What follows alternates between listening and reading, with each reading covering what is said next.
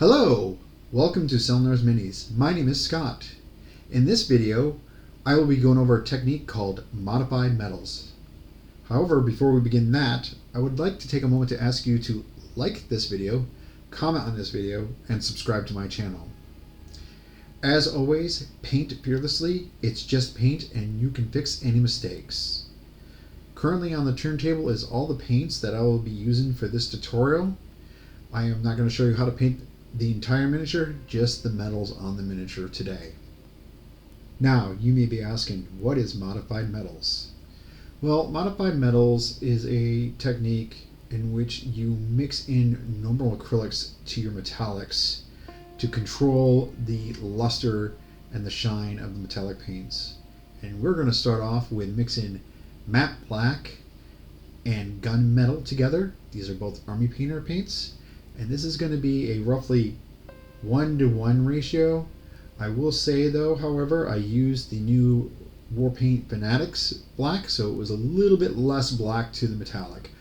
And what we're going to do is we're going to apply this particular color all over the areas that we want to be a steel metal. This is going to be our shadow color. And so I'm going to go around and paint this evil warrior. And you can paint along if you have it, or just do it on another miniature that you want to do. But basically this is matte black and gunmetal in a 1-to-1 ratio roughly, to get us a very dark, dull metallic color. Okay, while I go ahead and paint over all the areas that I want to be this dark steel color, I'm going to talk very briefly about what you're seeing on the screen. So I did a rough dry brush zenithal highlight and got a little too enthusiastic is a good word to put it, while doing so. Now you could do the same thing, but you don't have to do as much dry brushing on it. But it is a good idea to either have a very good plan on what you want to do, or take pictures before you start painting so you know where all the dark areas are. You're going to see me go back and forth a little bit. That's also normal once we get further down the line. But for now, I just want you to keep in mind that if you do a zenithal highlight or a zenithal highlight by a dry brush, it may be a good idea to take a picture so you know where all the light and dark areas are.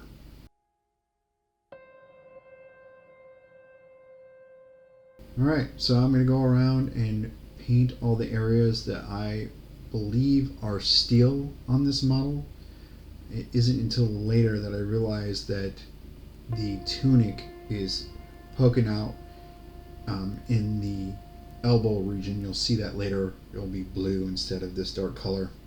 But anyways, I'm going to go around and paint, and I'll be back in a few moments. Alright, talk to you soon.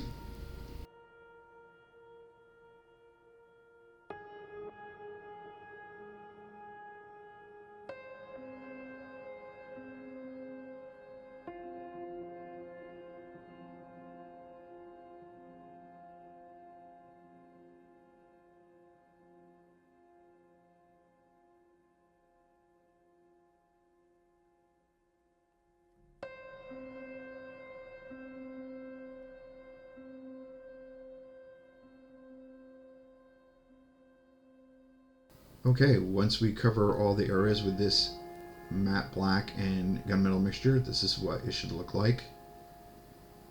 And then we're going to move on to what I call our dark base layer. So this is going to be a 1-to-1 mixture of gunmetal and necromancer cloak. This will be lighter than the matte black and gunmetal mixture. As you can see on the screen, it's not super bright, but it is noticeable on the other mixture that we originally started with. And we're going to hit all the areas in which we think even a small amount of light is going to be able to hit and reflect off the metallic areas.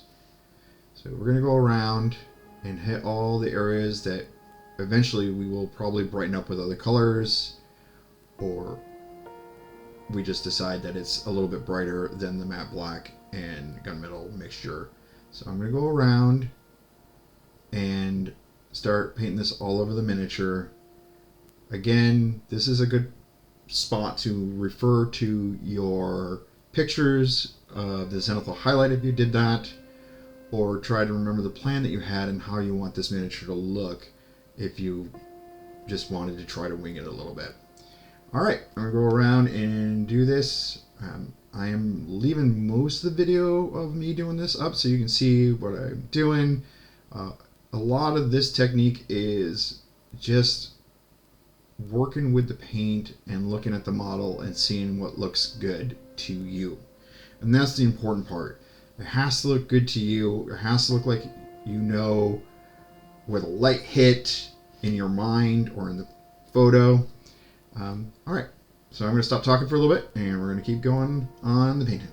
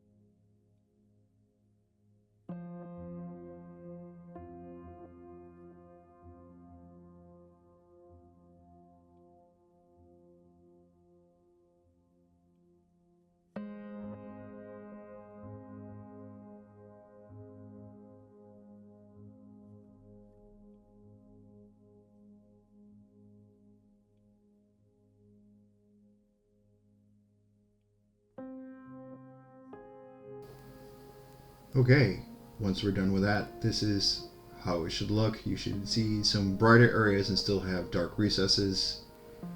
And then from there, we're going to move on to a brighter metallic. So in this case, we're going to use Army Painter's Plate Mail Metal and Dungeon Gray in a 1-to-1 mixture. And now we're going to try to narrow down where we believe the light is hidden. Again, please refer to your photo if you took one, or work with the plan that you had in your mind, and just take time to stop after you paint an area, look at the model, and see if that's actually what you want. Again, this technique is all about trying to capture the fact that light is hidden in the model. We're trying to control the sheen or the luster of the metallic paint and still have a good looking model that looks metallic but is controlled in how the light and shadow work on it. Alright, I'm going to go ahead and paint and show you my process on this, and I'll be back in a few moments.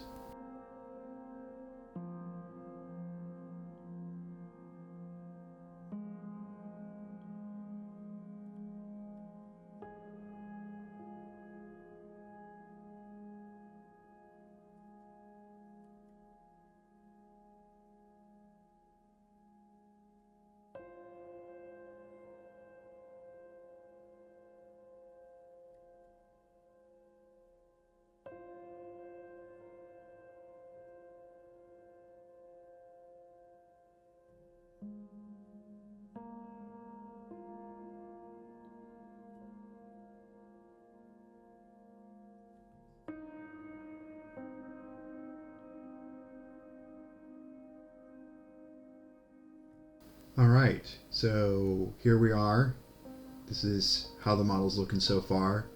It's definitely starting to show where the lights and the darks are. It's a little rough still, but that's okay.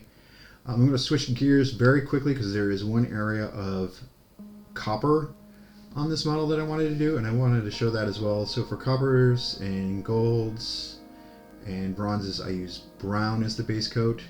So you're going to mix a 1-to-1 mixture of that oak brown and true copper. And I'm just going to hit that cap on the axe just for a slightly different metallic look. And then once that's done, I am going to move on back to the plate mail metals or the steel look. And so for this, I'm going to start going lighter still. So I'm going to use plate mail, metal, and skeleton bone together to get a brighter but not white looking highlight. And again, this is going around and trying to figure out where you believe that the light is going to bounce the most off this model.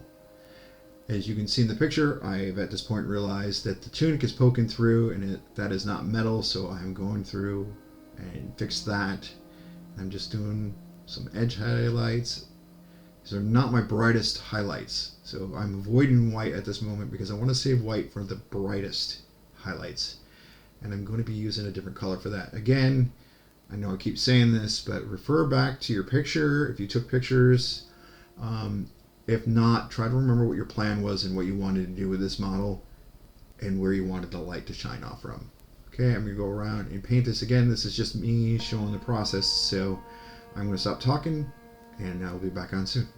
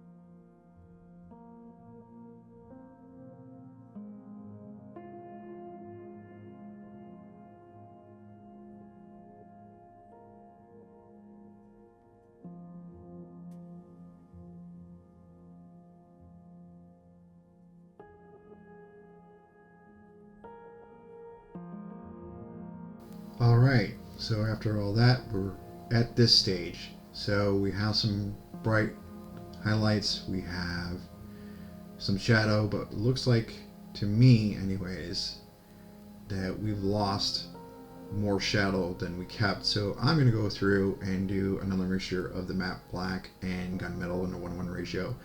I'm not going to show you this portion of the film, but I went through and I fixed some areas to make it darker again. This is again the back and forth that I talked about. I didn't really want to show the same process all over again with the black. So now we're going to go to our brighter highlights, and this is going to be spaceship exterior and shining silver. Not quite white again, but a very, very light gray with a very bright metallic. And we're just going to hit teeny tiny areas to provide our most brightest specular highlights. And so I'm going to go ahead and go through and show this process on this model, and I'll be back on in a few moments.